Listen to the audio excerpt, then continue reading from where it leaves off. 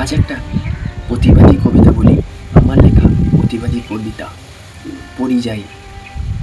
আমার মাটিতে অনেক বছর ধরে চলছে দুর্নীতির নামে নাটক। আমার মাটিতে অনেক বছর ধরে চলছে দুর্নীতির নামে নাটক।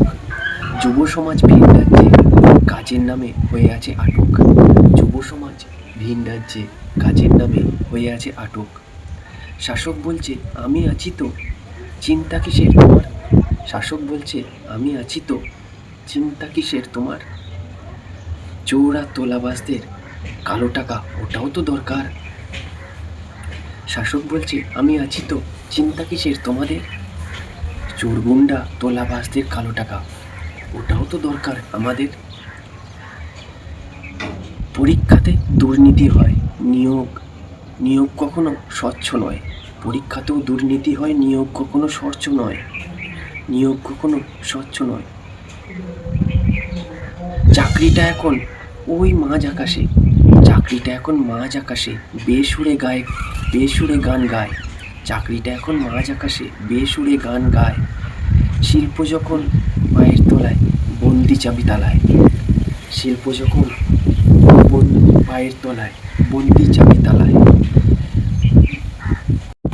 এসব কথা বলবো কাকে, কে শুনবে কাজের ফাঁকে? এসব কথা বলবো কাকে, কে শুনবে কাজের ফাঁকে? প্রশ্ন করলে মুচকি হাসে, বাঁচাও নিজের পিঠটাকে। প্রশ্ন করলে সবাই মুচকি হাসে, বাঁচাও নিজের পিঠটাকে।